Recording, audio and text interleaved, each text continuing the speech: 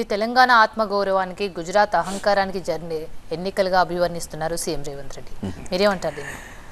ఇప్పుడు తెలంగాణ ఆత్మగౌరవానికి ఎన్నికలకు లేదా గుజరాత్కు అహంకారానికి ఏం గుజరాత్ అహంకారం కనబడ్డది తనకి? నువ్వు కదా అహంకారంగా మాట్లాడేది.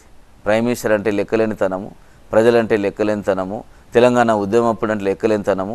మన ప్రజలు ఇంకేం మర్చిపోలేము. మీరు తెలంగాణ ఉద్యమ సందర్భంలో కరీంనగర్ మీటింగ్కి వచ్చినప్పుడు మొత్తం అప్పుడు మీరు ఏ పార్టీలో ఉన్నారో ప్రజలందరూ కూడా చూస్తున్నారు. ఉద్యమం జరిగినప్పుడు ఇక్కడ నుంచి వందలాది కార్లు వేసుకోపోతూ నువ్వు తుపాకీ చూపించిన విషయాన్ని కూడా ఇంకా ప్రజలు మర్చిపోలేదు.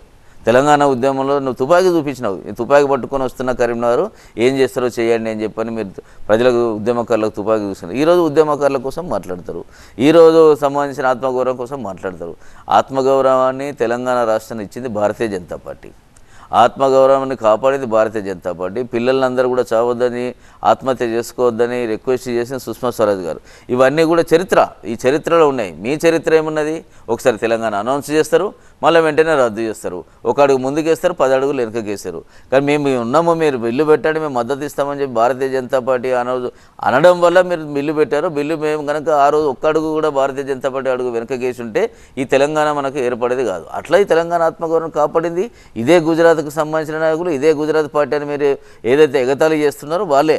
మీరు ఎప్పుడు కూడా తెలంగాణకు సంబంధించిన మీకు ఏదైనా మీ మీద ఏదో కేసు పెడుతునో, మీరు మార్ఫింగ్ చేసినా ఏం అనకూడదు, లేదా మీరు ఇంకే తప్పు చేసినా ఏం అనకూడదు, నోటుకు కేసు విషయంలో మేము మాట్లాడకూడదు, మీరు ప్రజలకు ఇచ్చిన గ్యారెంటీల కోసం మేము మాట్లాడకూడదు, 6 గ్యారెంటీలు మాట్లాడితే తప్పు, ఈ కేసుల విషయం మాట్లాడితే తప్పు. అప్పుడు మీకు ఆత్మగౌరవం గుర్తొస్తుంది. తెలంగాణ ఆత్మగౌరవం మీరు ఏడున్న ఆత్మగౌరవ పోరాటంలో తెలంగాణ వద్దన్న పార్టీలో మీరు ఉన్న విషయాన్ని మర్చిపోకూడదు. వ్యక్తిగా మీరు ఏం చేసినారో అందరికీ తెలుసు.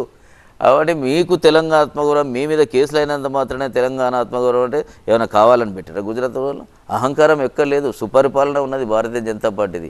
అది కొంచెం చూసి మాట్లాడితే బాగుంటుంది. తెలంగాణకు బీజేపీ ఏమీ ఇవ్వలేదు, గాడిదే గుడ్డు తప్ప అంటున్నారు రేవంత్ రెడ్డి. ఇంతకీ నేను అదే అంటున్నాను. ఇప్పుడు మీరు అధికారంలో లేనప్పుడు ఎదుటి పార్టీ అధికారంలో ఉన్న నాయకులను మీరు ఏ రకంగా మాట్లాడినా అది భాషేనా? ఈ భాష ఏదైనా ఒక ముఖ్యమంత్రి మాట్లాడే భాషనా? ఈ భాష మాట్లాడే మీరే సెలవు ఇచ్చారు. ఇప్పుడు మీరు అంతకన్నా సెలవు అదే మాట్లాడుతున్నారు కదా, మీరు అదే యూనివర్సిటీ నుంచి వచ్చినట్టు కనబడుతున్నది. ఇప్పుడు మీ భాష కూడా గాడిద గుడ్డు, ఈ గుడ్డు, ఇదా మీరు మాట్లాడింది? ఇప్పటికే 9 లక్షల కోట్ల రూపాయలు ఇచ్చినామని చెప్పని మేము పుస్తకం వేసి మేము ఇచ్చినాము. వాళ్ళ కార్యాలయాన్ని కూడా పంపించినాము. ఆ మాకు తుక్కుగూడలో అమిత్ షా గారు అయితే ఓపెన్గా చెప్పినారు, పాత్రికేయులకు నేను ఇస్తున్నాను, మీకు ఏదైనా ఇందులో డౌట్ ఉంటే మాకు చెప్పండి, మేము క్లియర్ చేస్తామని చెప్పి చెప్పినారు. ఆనాటి నుంచి ఈనాటి వరకు లేదు, మేము ఇచ్చిన 9 లక్షల కోట్ల రూపాయలు ఏ రకంగా అభివృద్ధి చేసినామో పుస్తకం ఇచ్చినాము.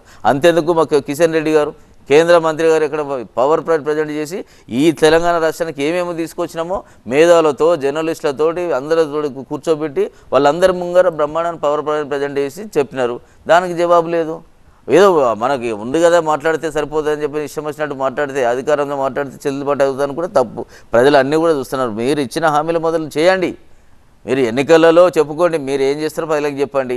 మేమేమో చెప్తాం, కానీ మీరు వ్యక్తిగతంగా అహంకారం అనో ఆత్మగౌరవం అనో లేదు మాట్లాడడం అనేది ప్రజలన్నీ కూడా చూస్తున్నారు. మీరు మీ పాలన ఈ 100 రోజుల పాలన ఏ రకంగా కూడా చూస్తున్నారు. కాబట్టి మీకు తెలంగాణలో ఎట్టి పరిస్థితుల్లో కూడా పార్లమెంటు స్థానాలు వచ్చే అవకాశం 99 కాదు 100% లేవు.